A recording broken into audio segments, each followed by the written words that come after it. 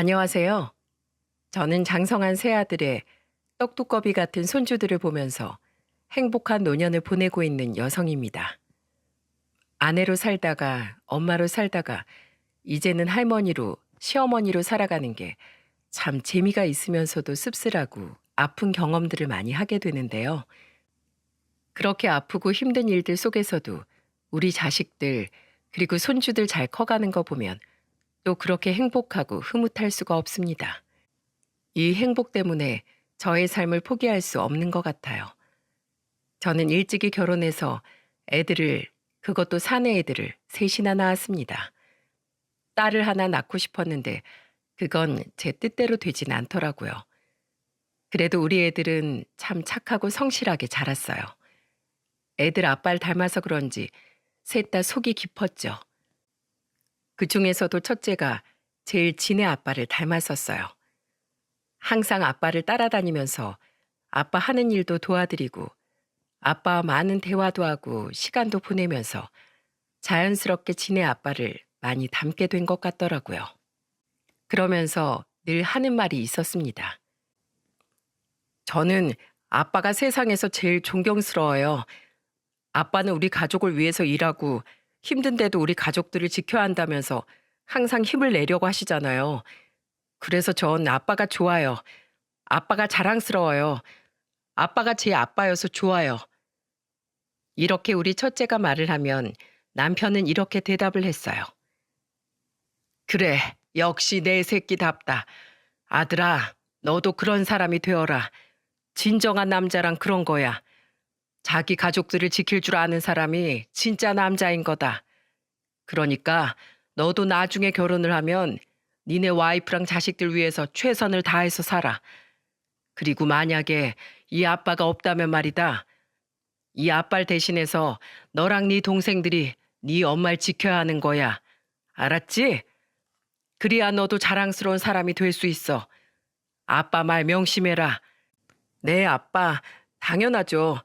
아빠가 안 계시면 저는 제 동생들 위해서 그리고 엄마 위해서 열심히 살 거예요.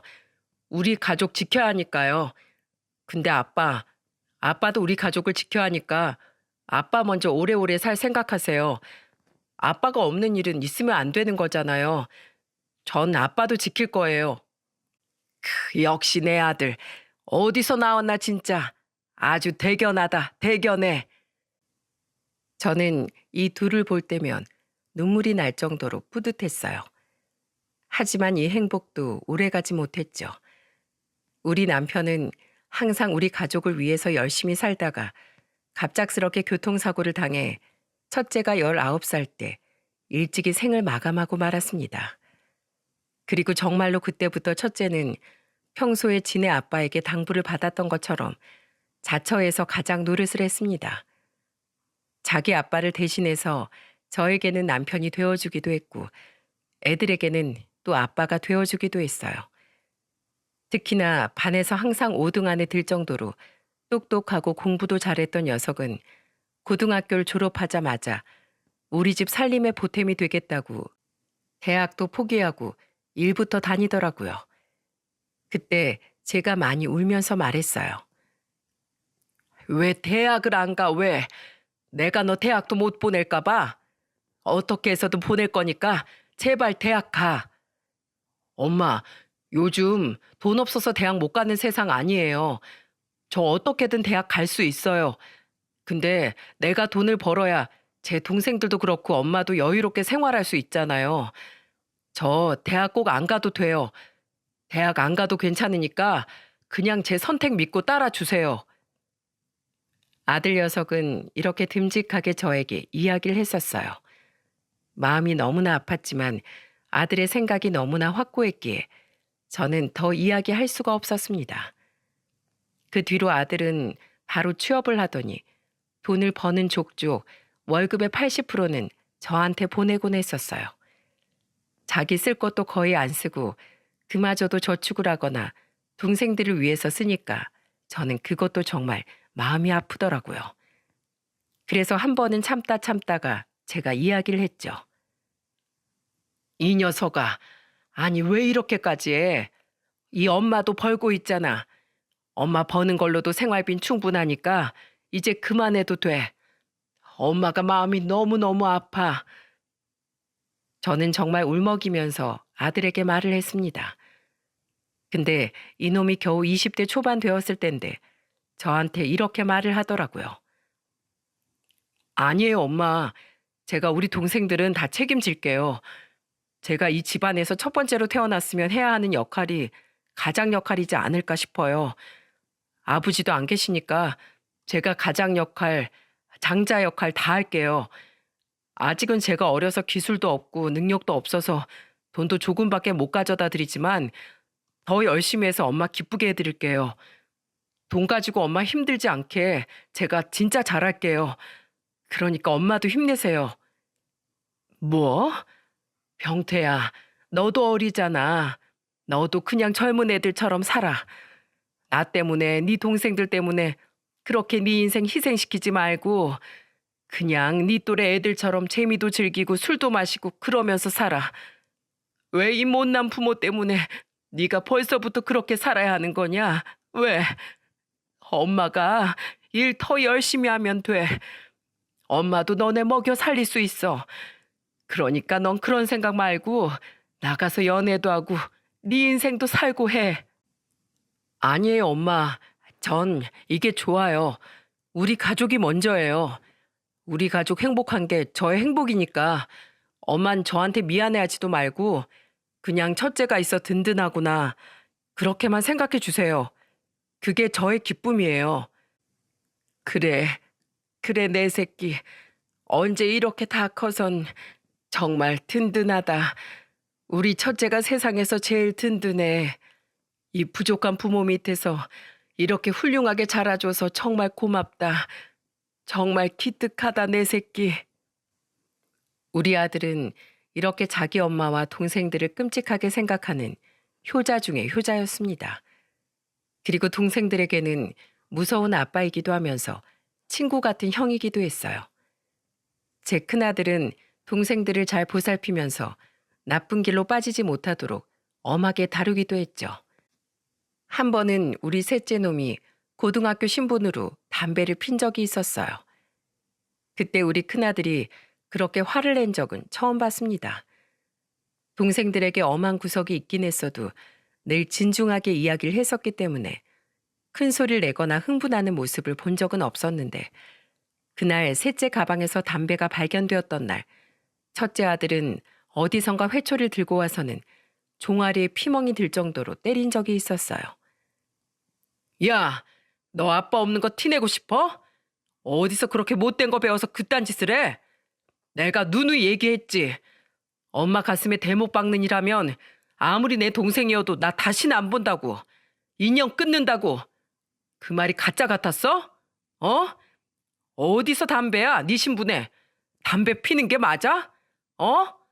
너 오늘 정신 차릴 때까지 내가 가만 안 둘 거야. 당장 담배 버리고 와. 셋째도 처음 보는 첫째 형의 모습을 보면서 거의 벌벌 떨면서 담배를 버리고 왔습니다. 그리고는 한참을 맞고는 울면서 말을 하더라고요. 형, 미안해. 나 그냥 호기심이었어. 내 친구들이 다 그렇게 하니까 나도 그냥 궁금해서 막 한번 펴본 거야. 다시는 안 필게. 미안해, 형. 제발 한 번만 용서해줘. 그래, 네 말대로 그 나이엔 호기심에 담배 필 수 있어. 근데 그 호기심이 나중에 습관이 돼버리는 거야. 담배가 얼마나 중독성이 강한 건데. 다신 필 생각하지 마. 엄마를 위해서도 그렇지만 너를 위해서도 피지 마. 진서봐, 내가 이렇게 화를 낸 건 미안해. 근데 그게 다 널 위해서야. 우리가 엄마 마음 아프게 하지 않는 것도 중요하지만 엄마 마음 안 아프게 하려면 우리도 정신 똑바로 차리고 잘 살아야 돼. 그게 효도하는 거고 그게 우리를 위한 일이야. 그러니까 너도 형을 이해하고 이제 다신 담배 피지 마. 그리고 앞으로 그 어떤 나쁜 짓도 하지 마. 알았지? 알았어. 알았어, 형. 나 다시는 안 필 거야. 형도 더 이상 실망시키지 않을게. 엄마 속도 안 섞일게. 그래, 이제야 내 동생 같네. 오늘은 이 형이 치킨 사줄게. 얼른 종아리 약 바르고 오자. 이렇게 첫째는 아빠 역할을 톡톡히 했어요. 옆에서 저는 덕분에 애들 걱정은 하나도 하지 않고 살 수 있었죠. 그렇게 세 아들 모두 장성하게 잘 커가고 있었을 즈음 첫째 아들은 계속 연애와는 거리를 두고 사는 듯 했어요. 둘째나 셋째는 어릴 때부터 여자친구도 곧잘 사귀면서 가끔씩 집에도 데리고 오곤 했었는데 첫째는 그런 게 전혀 없었죠. 그래서 얘가 결혼 생각은 있는 건가 걱정이 되던 찰나에 첫째가 30살이 되었을 무렵 드디어 여자친구 한 명을 데리고 왔죠. 심지어는 그 애랑 결혼까지 하고 싶다고 인사를 시키러 왔는데 제 입장에서는 아주 경사났다 싶더라고요. 물론 무작정 첫째가 결혼을 한다고 해서 좋아했던 건 아니고 첫째가 데리고 온 여자가 정말 마음에 들었기 때문이었어요. 처음 인사를 하러 데리고 온 그 여자아이는 일반 직장을 다니고 있었는데 말을 굉장히 잘하고 항상 웃는 얼굴이었어요. 게다가 행동을 하는 것 하나하나가 가정교육을 참 잘 받았구나 싶은 생각이 절로 들 정도로 예의 바른 아이였습니다. 그리고 이야기를 들어보니까 얼굴도 예쁘장하다 싶더니 항공사 승무원이 꿈이었다고 하더군요.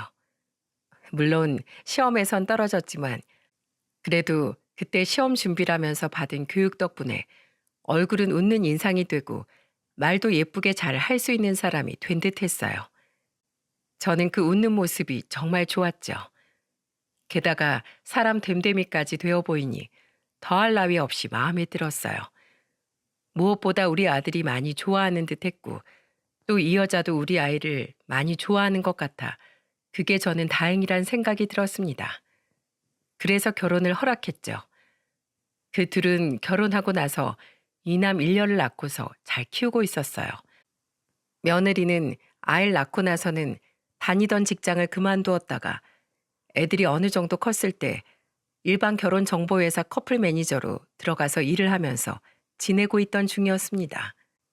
그때 중견기업에 다니던 우리 셋째 아들이 딱 30살이 되던 무렵이었는데 우리 며느리가 셋째 아들 아내랑도 만나게 해줘서 그렇게 셋째까지 결혼을 하면서 저에게는 3명의 며느리가 생기게 되었어요. 둘째는 어릴 때부터 알아서 공부도 잘하고 알아서 취업도 하고 연애하고 결혼하면서 제일 무난하게 살아왔어요. 첫째가 결혼하고 나서 얼마 안 돼가지고 둘째도 며느리감을 들이고 와서 저는 빠르게 둘째 며느리까지 보고 있다가 셋째까지 이렇게 다 장가를 보내놓고 나니 마음속에 큰 짐들을 다 내려놓는 기분이 들었죠. 게다가 며느리들끼리도 사이가 좋았어요. 우리 첫째 아들이 가장 노릇을 잘 했던 것처럼 첫째 며느리도 자신의 동서들에게 정말 잘하더라고요. 어디에서 배웠는지 모르겠지만 명절 때나 남편 제사 때문에 다 같이 모이면 첫째 며느리가 진두지휘를 하면서 동서들을 가르쳤어요. 동서, 전 부칠 때는 모양 흐트러지지 않게 중간중간 계란물도 살짝 입혀가면서 부쳐야지. 기름도 수시로 부어주고. 제사 음식은 이렇게 놓는 거 아니야. 위치가 다 정해져 있어. 다시 한번 놓아볼래? 우리가 어머님한테 잘해야 되는 거야. 어머님 혼자서 우리 남편들 세 아들 키우느라 얼마나 고생을 많이 하셨겠어? 나도 지금 우리 자식들 키우고 있지만 진짜 남자애 둘에 여자애 한 명 키우는 것도 만만치가 않아. 근데 우리 어머닌 천방지축 아들들을 한 번에 셋이나 키우셨으니 진짜 대단하신 거야. 그러니까 우리가 남편들 따라서 어머니께 효도하자. 첫째 며느리는 항상 이렇게 자신의 동서들에게 이야기를 하면서 우리 가족들을 이끌어 나갔죠. 그 모습을 보니까 얼마나 흐뭇하던지 우리 첫째나 첫째 며느리를 보고 있으면 항상 든든하기만 했어요. 내가 우리 첫째만 보면 아주 마음이 다 든든하다. 넌 어쩜 그렇게 내가 안 가르쳐줘도 이렇게 다 척척하니? 사돈댁에서 참 잘 가르친 것 같다.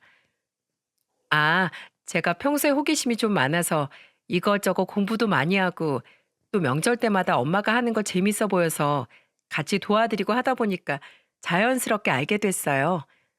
아유, 그렇구나. 장하구나 장해 우리 며느리. 그렇게 우리 가족들은 늘 화목하며 아들들도 며느리들도 각자 가정에 충실하고 또 저한테도 정말 잘하면서 그렇게 행복하게 살고 있었습니다. 특히나 우리 고생 많이 한 아들이 이렇게 똑부러지는 아내를 만나게 된 게 정말 고맙고 좋았어요. 항상 우리 아들을 보면 마음이 많이 아팠는데 이제는 첫째 혼자서 그 짐을 지지 않고 며느리와 함께하는 데다 장성한 두 동생들도 아내들 잘 만나 서로서로 형제끼리 의지하는 모습이 정말 보기가 좋았죠. 부모된 입장에서 이런 축복이 또 어디 있을까 싶을 정도였어요. 근데 그 행복을 와장창 깨뜨려버린 사건이 발생하게 되었습니다. 어느 날 갑자기 첫째 아들이 전화를 해도 며칠째 연락이 안 되었어요. 평소에는 제가 전화를 하지 않아도 본인이 알아서 하루에 한 번씩은 꼭 전화를 하던 애였는데 며칠째 연락이 없어 제가 먼저 전화를 했는데 그것도 받질 않는 거였죠. 그게 일주일이 계속되다 보니 저는 걱정스러운 마음에 며느리에게 전화를 걸었습니다. 예, 병태가 왜 일주일째 연락이 안 되니? 얘가 전화도 꼬박꼬박 하던 애가 전화도 안 하고 내가 해도 안 받아. 무슨 일 있는 거야? 아, 그이 지금 미국으로 출장 갔어요, 어머님. 뭐, 출장? 아니, 출장을 가면 간다고 말을 했으랜데 말이야. 그리고 출장 가면 전화가 안 돼? 요즘은 외국에 나가도 잘만 통화하고 하던데. 그건 잘 모르겠네요. 왜 연락이 안 되는지. 저도 지금 연락이 안 돼서 지금 연락 오길 기다리고 있어요. 제가 그이랑 연락 닿으면 바로 어머니께 연락 드리라고 할게요. 어머님도 조금만 기다려주세요. 저는 아무리 기다려도 연락을 주지 않는 아들 때문에 너무 걱정이 되었어요. 출장을 갔다는데 출장 가는 길에 무슨 일이 생긴 건 아닌지, 출장을 하는 도중에 외국에서 무슨 봉변을 당한 건 아닌지, 정말 수만 가지 생각이 다 들었죠. 그래서 이번에는 아이 며느리를 만나서 무슨 상황인지 제대로 알아보기 위해 간 김에 전달해줄 반찬들까지 여러 개 만들어 첫째 내러 갔습니다. 근데 저는 그곳에서 충격적인 사실을 마주해야 했어요. 며느리가 집에 있을 시간이라 찾아간 첫째네 집에는 3명의 손주들만 있을 뿐이었어요. 애들이 아주 어리진 않았지만 그래도 애들만 이렇게 딸랑 두고 밖에 나가버린 며느리를 보면서 무슨 일인가 싶더라고요. 그래서 저는 큰 손주에게 물었어요. 아니, 너네 왜 집에 이렇게 너네끼리만 있어? 엄마는 어디 갔어? 우리 큰 손주, 동생들이랑 밥은 먹은 거야? 제가 12살 된 첫째 손주한테 물어봤어요. 우리 첫째 손주는 제 큰아들을 닮아서 어린데도 듬직한 면이 있었어요. 아들네 부부가 둘 다 맞벌이로 일을 했었기에 첫째가 엄마 아빠가 없으면 손수 밥도 차려서 먹이고 씻기는 등 장자 역할을 잘하고 있었죠. 그래서 저는 이번에도 첫째에게 물어봤는데 제 물음에 첫째 손주는 고개를 도리도리 저었고 뒤를 이어서 둘째, 셋째 손주도 힘없이 고개를 도리도리 저었어요. 아니, 세상에나 아직까지 밥을 안 먹었다고? 지금 시간이 몇 시인데 너네 엄만 시간이 8시가 넘어가는데 너네끼리 이렇게 놓고 어딜 간 거야? 기다려봐. 이 헬미가 얼른 밥 차려줄게. 저는 애들이 아직까지도 밥을 안 먹었다는 사실에 놀라 얼른 밥을 차려주었어요. 오늘이 분명 휴일이라서 며느리가 집에 있는 걸 다 알고 있었는데 며느리도 없고 평상시에 애들 엄마 아빠가 없을 때 손주들을 봐주던 사부인도 없었기 때문에 저는 무슨 일인가 싶었어요. 아들도 연락이 안 되는 마당에 집이 어떻게 돌아가고 있는 건가 싶은 생각이 들더군요. 우선은 눈에 보이는 애들이 먼저였기에 얼른 밥을 차려주고는 다 먹인 후에 저는 지금 이 집 상황이 어떻게 돌아가는지 좀 알아보기 위해 둘째와 셋째 손주는 방에 들어가 숙제를 시키고 첫째 손주 불러서 앉혔어요. 시우야, 너 아빠 왜 이렇게 연락 안 되는지 알아? 아빠 출장 가셨다는데 언제 오시는지 알아? 도대체 엄마 너네 셋만 두고 어딜 간 거고 일하러 가신 거야? 엄마 일하러 가면서 외할머니는 왜 안 오셨어? 저는 답답한 마음에 아이에게 궁금한 질문들이 한가득 쏟아나왔어요. 근데 저를 더 답답하게 한 건 바로 손주의 대답이었죠. 저도 몰라요. 뭐? 몰라? 아니, 아빠가 출장 가시면서 너네한테 말도 안 하고 가신 거야? 엄마는? 그럼 엄마도 어디 가셨는지 모르고? 저도 잘 몰라요, 할머니. 저의 물음에 시우는 모른다는 말만 반복할 뿐이었어요. 어찌나 속이 답답하던지 그동안 잘 지내고 있다고 생각했던 이 집안이 어떻게 돌아가고 있는 건지 그제서야 걱정이 되더라고요. 아유, 그래, 넌 모를 수 있지. 근데 할머니한테 아빠가 연락을 안 하니까 이 할머니는 정말 너무 걱정된다. 넌 아빠랑 통화한 적 없어? 나한텐 안 해도 너네한텐 할 것 아니야. 이 헬민 정말 속이 탄다, 속이 타. 제가 깊은 한숨을 쉬며 애들에게 말을 했어요. 심지어는 제가 답답하고 아들이 걱정되는 마음에 눈물까지 나 손주 앞에서 못 보일 꼴까지 보이게 되었어요. 근데 그때 마음이 깊은 우리 첫째 손주는 제가 우는 게 안쓰러웠는지 휴지를 가져다 주더군요. 아마도 제가 우니까 첫째 손주도 슬픈 듯 했어요. 그러면서 그때 손주가 저에게 휴지를 가져다 주면서 우물쭈물하며 무언가를 말하려고 하는 거 있죠? 할머니, 울지 마세요. 할머니, 사실은요. 무언가를 알고 있다는 듯 운을 떼는 손주를 보면서 저는 옳다구나 싶었습니다. 얘가 뭔가를 알고 있구나. 이 집에서 무슨 일이 일어나고 있구나 싶어서 얼른 말했어요. 어, 그래, 시우야. 무슨 일이야? 너무 알고 있는 거지? 그치? 아, 이거 엄마한테 비밀인데 엄마가 말하지 말라고 그랬는데 근데 할머니한테 말해야 할 것 같아요. 시우야, 다 말해. 이 할머니가 다 들어줄 거야. 다 괜찮으니까 할머니한테 어서 말해봐. 할머니가 시우가 할머니한테 말했다는 거 아무한테도 말 안 할게. 너네 엄마한테도 비밀로 해줄게. 그러니까 얼른 말해봐. 무슨 일이 있는 거야 대체? 저는 큰손주 입에서 나온 말을 들으며 온몸이 경직되면서 긴장이 되었어요. 그리고 그 뒤로 큰손주 입에서 나오는 모든 말로 인해서 큰 충격을 받을 수밖에 없었습니다. 할머니, 엄마가 다른 남자를 만났대요. 엄마가 가정을 배신했대요. 엄마가 바람을 피운 것 같아요. 뭐? 바람? 바람이라고? 네, 바람이요. 엄마가 바람을 피웠대요. 아니, 니네 엄마가 바람을 피웠다고? 너 바람 피웠다는 게 뭔지 아는 거야? 대체 그 소리는 어디서 들었어? 저도 다 알아요, 할머니. 바람이 뭔지도 알고 이혼이 뭔지도 알아요. 우리 나이에 이제 그런 거 모르는 애들 한 명도 없어요.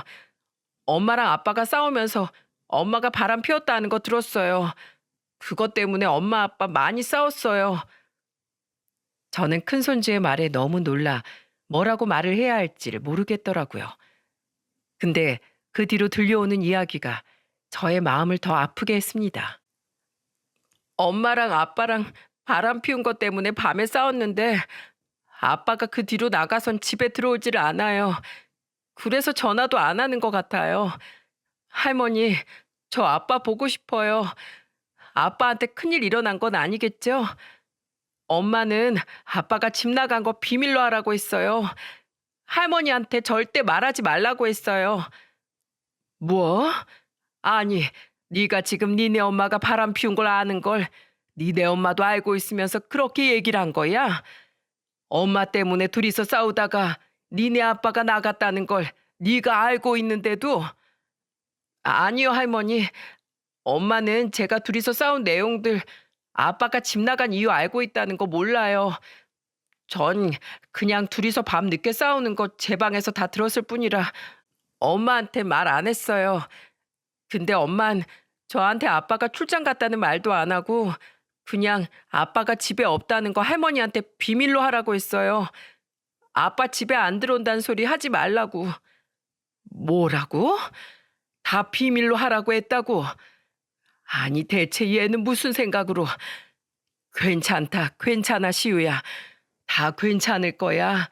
괜찮아. 이리 와. 헬미가 안아줄게. 저는 울먹이는 큰손주가 너무 안쓰러워 꽉 안아주었습니다. 그리고 사태를 이렇게 만든 며느리를 용서할 수가 없었어요. 그 뒤로 저는 저에게 거짓말한 며느리에게 너무나 화가 났고 이 사태를 어떻게 해결해야 할지 우리 아들을 어디에서 찾아야 할지 고민했습니다. 저는 일단 애들끼리 혼자 집에 둘 수가 없어서 며느리가 올 때까지 기다리기로 했어요. 며느리를 기다리는 시간 동안 정말 억겁의 시간이 흘러가는데 제가 어떻게 행동해야 할지 고민이 되더라고요.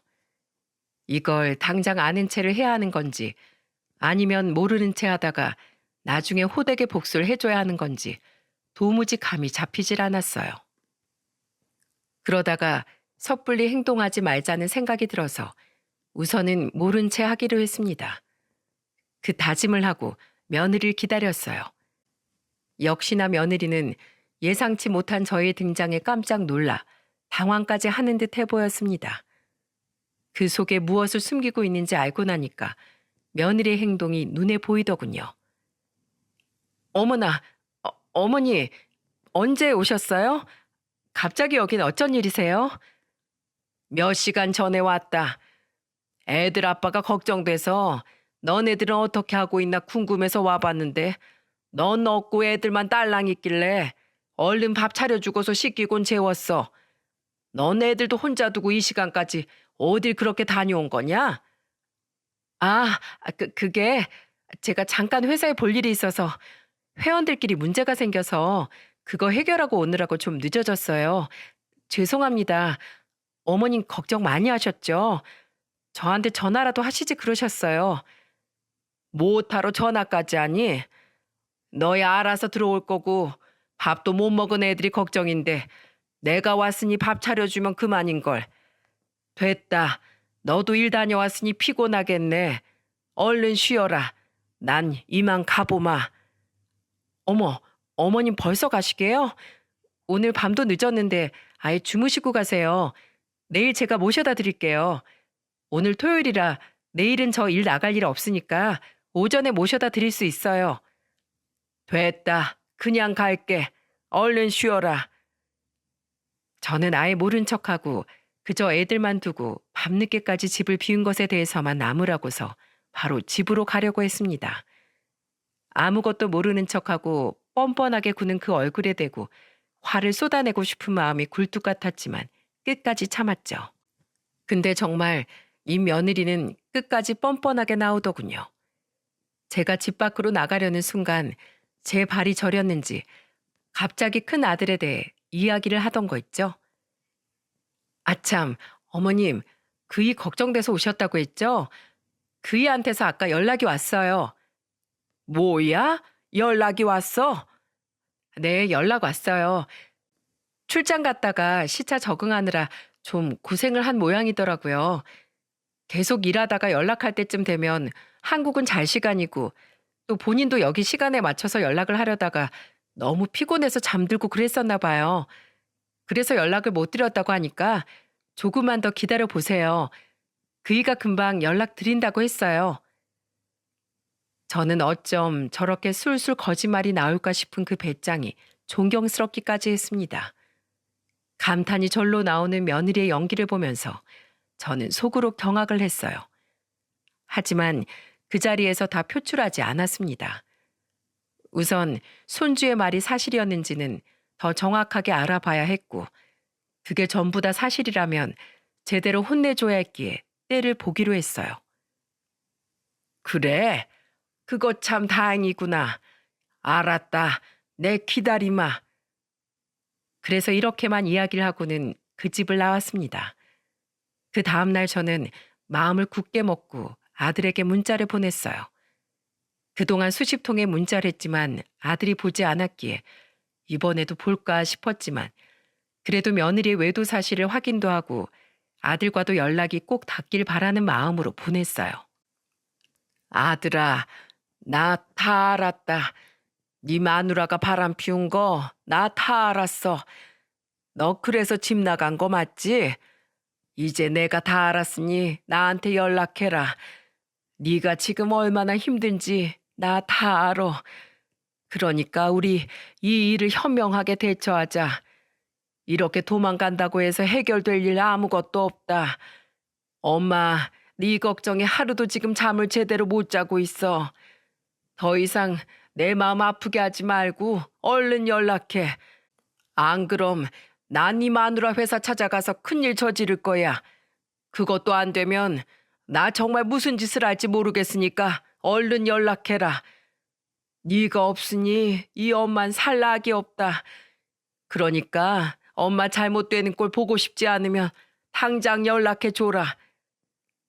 저는 굳은 마음으로 아들에게 장문의 문자를 보냈어요.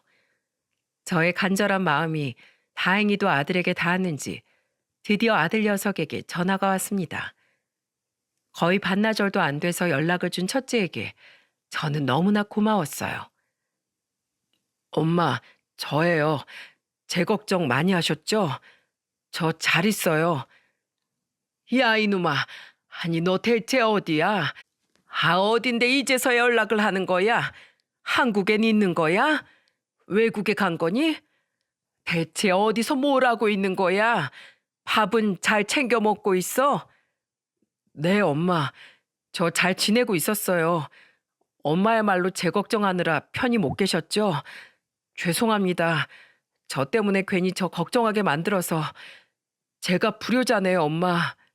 여기 한국이에요. 저 그냥 섬에 있어요. 거기까지 간 거야? 그 섬에서 뭘 하고 있어, 혼자서? 그냥 마음 정리를 좀 하고 싶어서 왔는데 도저히 안 되네요. 저 정말 너무 힘들어요, 엄마. 저 진짜 어떻게 해야 돼요? 저 정말 앞으로 어떻게 해야 돼요?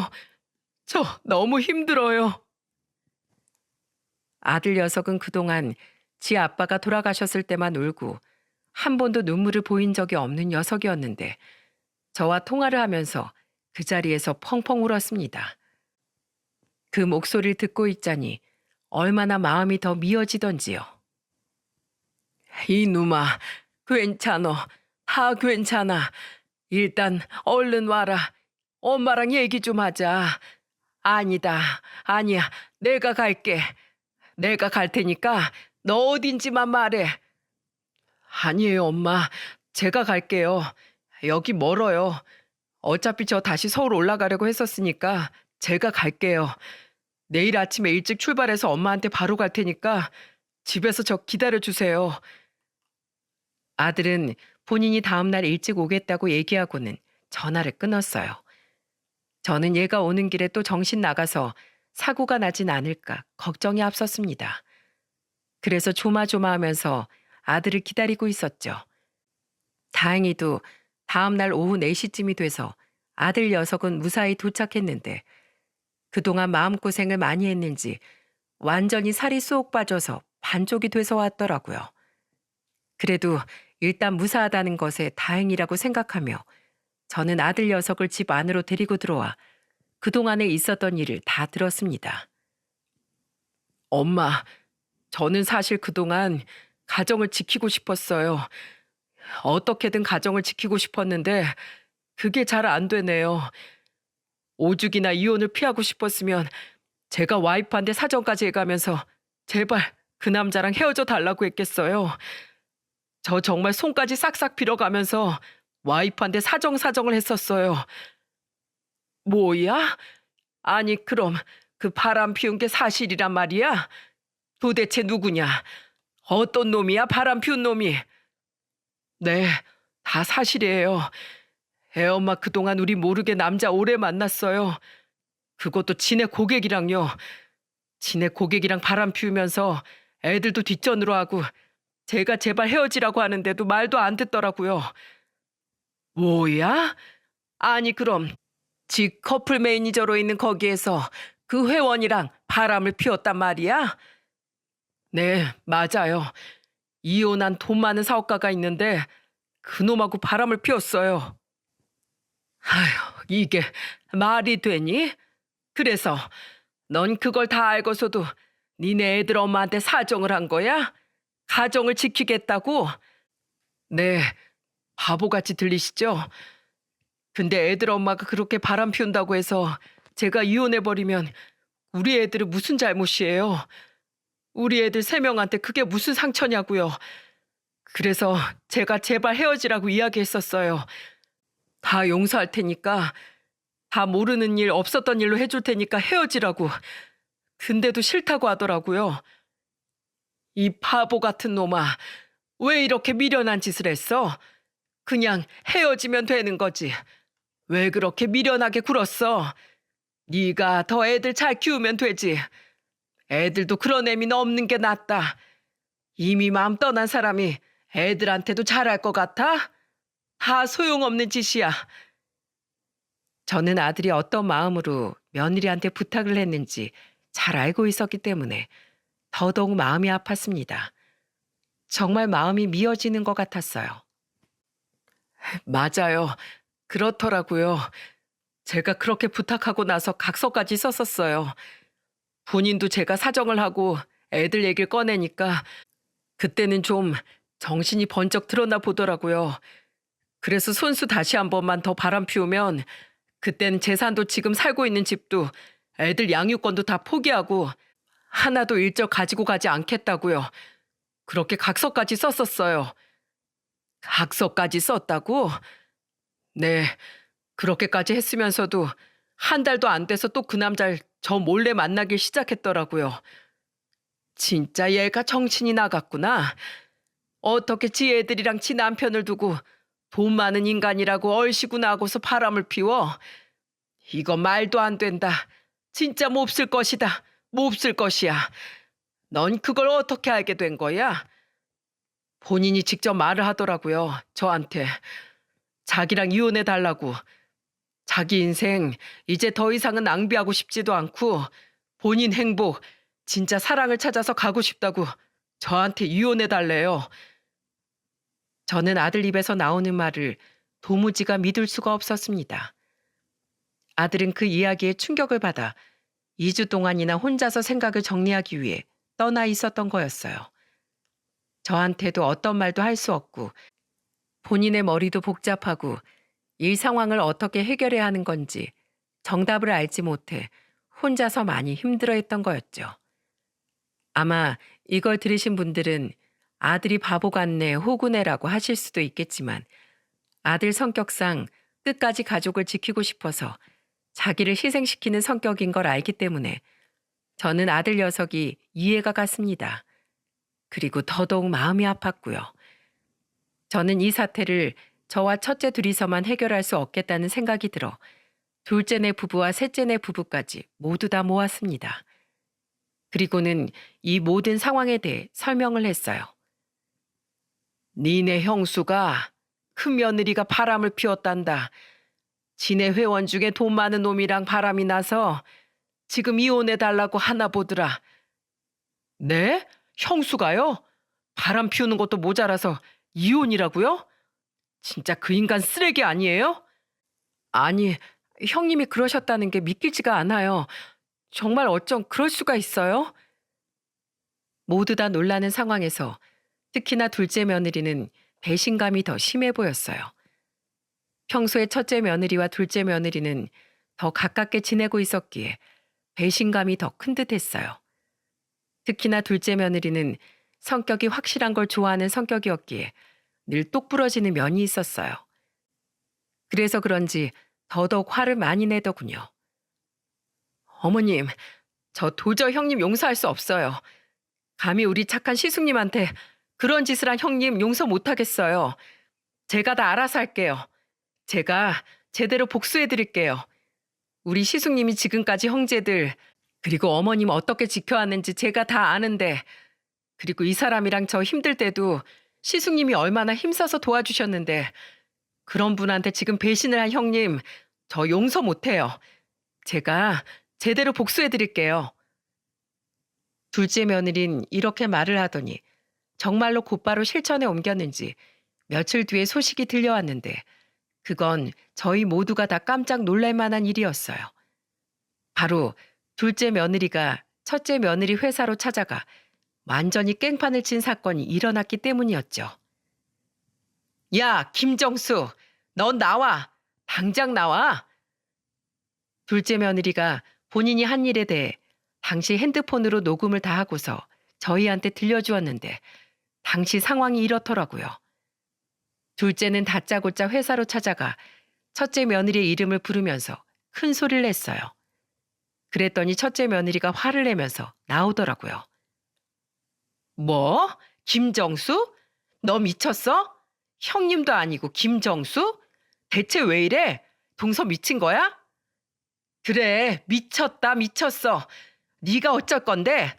여기 한번 다 보세요. 여기 좀 보세요. 제가 여기 직원분들한테 할 말이 있어요. 여기 회사 그런 회사였어요? 남자 회원들하고 바람 피우는? 돈 많은 회원 커플 매니저가 자기가 직접 꼬셔서 바람 피워 셋이 집 가는 그런 곳이었냐고요? 여기 회원들 이 사실 알고 여기 가입하는 건가요? 나 여기 고소할 거예요. 그리고 여기 인터넷에 다 소문내서 다시는 불쌍한 회원들 피해 못 있게 할 거라고요.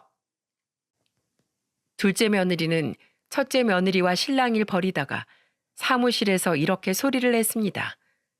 그때 때마침 높은 직책으로 보이는 사람이 둘째 며느리에게 다가와서 물었죠. 대체 무슨 일이시죠? 지금 뭔가 알고서 그렇게 말씀하시는 거죠? 저희 회사에 문제가 생긴 것 같은데 저하고 얘기하시죠. 제대로 말씀해 주세요. 저희 그런 회사 아닙니다. 제가 제대로 듣고 조치 취해 드릴게요. 아, 여기 책임자세요? 직원 교육 똑바로 시키세요. 김정숙 씨 이 사람이 내 형님 되던 사람인데 지금 우리 시숙 냅두고 여기 돈 잘 버는 잘 나가는 회원이랑 바람이 나서 당장 이혼해 달라고 난리래요. 이게 말이 됩니까? 여기 직원들 다 이러는 거 아니에요? 네? 우리 시숙은 지금 시금을 전폐하고 힘들어하고 있어요. 근데도 애 셋까지 다 내팽개치고 이혼해 달라고 한답니다. 둘째 며느리가 이렇게 말을 하니 그 높은 직책의 사람이 큰 며느리에게 물었어요. 정숙 씨, 이거 지금 다 사실이야? 이 사람이랑 대화하는 거 보니까 정숙 씨 동선은 맞는 것 같은데 우리가 회원들하고 절대로 엮이면 안 된다고 교육했어요? 안 했어요? 아니, 그게 아니고 그건 아닌데 우리도 회원들이랑 마음 맞으면 서로 만날 수 있는 거 아닌가요? 커플 매니저도 사람인데 마음에 드는 사람 회원들 중에서 만날 수 있는 거잖아요. 저는 여기까지 대화를 듣는데 정말이지 큰 며느리의 뻔뻔함에 혀가 내두르게 되더라고요. 뭐라고요? 마음이 맞으면 회원이랑 만날 수 있는 것 아니냐고요? 당신 이럴 줄 알았으면 우리가 뽑지도 않았어. 기다려요. 김정숙 씨, 우리가 손해배상 청구할 거니까. 그렇게 큰 며느리는 그날로 그 회사에서도 잘리고 고소를 당하게 되었어요. 또 회사에서도 일부 과실을 인정하고 첫째 아들 쪽으로 손해배상을 어느 정도 해주기로 했는데 여기에서 또 자신들의 회사 이미지를 생각해서 저희가 다 입 다물어 주는 걸 조건으로 합의금까지 주었어요. 합의금은 5천만 원이라는 거금을 주면서 저희에게 더 이상 소문내지 말아달라고 했고 저희의 목표는 큰며느리에게 복수하는 것에 있었기에 회사의 입장을 받아주기로 했습니다. 그 뒤로는 저희와 큰며느리의 싸움이었어요. 큰아들은 며느리와 이혼을 결심했어요. 큰며느리는 그 사건이 벌어진 이후로는 여전히 정신을 못 차려서 아예 짐을 싸고 집을 나가버렸는데 그제서야 큰아들도 더 정신이 번쩍 들었는지 저한테 와서 그러더군요. 엄마, 저 이제 진짜 정신 차렸어요. 애들 엄마가 이렇게 도망가는 거 보면서 우리 애들 엄마 자격이 없다는 걸 깨달았어요. 이번에 제대로 저 복수할 겁니다. 그 전에 또 한 번 바람 피우면 그때는 전 재산 다 포기하고 양육권까지 포기하는 거라고 각서 썼던 거, 그거 제가 공증까지 받아놨었기 때문에 효력 있어요. 그거 가지고 이혼할 거고 저 위자료 받아낼 겁니다. 아들 녀석은 그렇게 며느리와의 이혼을 결심하고 며느리와 며느리의 상간남에게 위자료까지 청구하며 톡톡히 그들에게 복수를 하려고 했어요.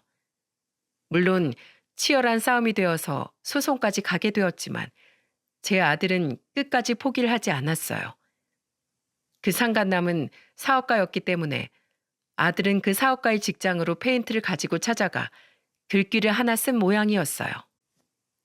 가정 파탄 낸 대표야.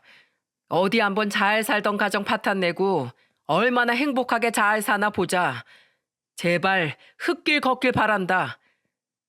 이렇게 쓰고는 저희한테 보여준 적이 있었어요. 근데 그걸 본 대표가 직원들 사이에서 말이 많이 나오는 데다 사업에 지장이 크게 갔는지 제 아들을 찾아왔다고 하더군요. 그러면서 하는 말이 위자료보다 더 큰 돈 줄 테니까 제발 회사 찾아와서 행패 부리지 말라고 이미지 훼손되는 일 없도록 해달라고 한 모양이었어요. 그래서 아들은 위자료보다 더 큰 돈을 받고 그 상간놈에게 복수를 할 수 있었어요. 며느리도 마찬가지로 위자료를 똑같이 주면서 인연을 끊게 되었죠. 마음 같아선 이 인간들을 전부 다 더 크게 혼을 내주고 싶었지만 큰아들이 현실적으로 생각해 합의금과 위자료를 받아 애들한테 들어갈 돈을 모으는 쪽으로 생각을 했던 것 같아요. 그리고 애들 엄마도 더 이상 시끄럽게 굴지 못하게 더는 연이 이어지지 않도록 빠르게 해결하는 쪽을 선택하기도 했고요. 그래서 이혼도 빠르게 할 수 있었고 며느리의 상간남과의 악연도 빨리 해결할 수 있었던 거였습니다. 그 뒤로는 아들네는 저희 집으로 와서 같이 살고 있어요. 그 집은 다 청산을 하고 애 셋을 데리고 들어와 살고 있는데 어쩐 일인지 애들 3명 다 지네 엄마를 보고 싶어 하질 않더라고요. 도대체 그동안 애들한테 어떻게 했으면 애들이 지 친엄마도 그리워하지 않는 건지 그간의 시간들을 알지 못해 답답했었습니다. 그래도 지금은 저희 집에서 잘 적응해서 잘 지내고 있는 손주들을 보니 또 한편 마음이 놓이고 있어요. 제 아들 녀석도 상처받은 마음이 잘 회복이 되어 지금은 예전처럼 착실하게 잘 살아가고 있고요. 문제는 며느리인데 큰 며느리는 그렇게 돈 많은 사업가한테 가서 떵떵거리며 살 것처럼 그러더니 얼마 못 가 버림을 받았는지 제 아들 녀석에게 연락을 한 듯 했었어요. 근데 아들이 전화도 안 받고 아예 차단을 해버리더니 저희 집까지 찾아왔었죠. 그러면서 하는 말이 웃기지도 않더라고요. 어머님, 제가 진짜 미쳤었나 봐요. 제가 정신이 나갔었나 봐요. 저 제발 우리 애들 한 번만 보여주세요. 애들이 너무너무 보고 싶어요. 너 미쳤어. 네가 미쳤으니까 그 짓거리를 하고도 그렇게 뻔뻔하게 나왔지. 됐다. 너한테 보여줄 애들도 없고 애들은 너 보고 싶어 하지도 않아 해. 그러니까 당장 꺼져. 한 번만 더 찾아오면 바리깡으로 머리 다 잘라버릴 줄 알아. 그리고 신고해버릴 거니까 다신 찾아오지 마.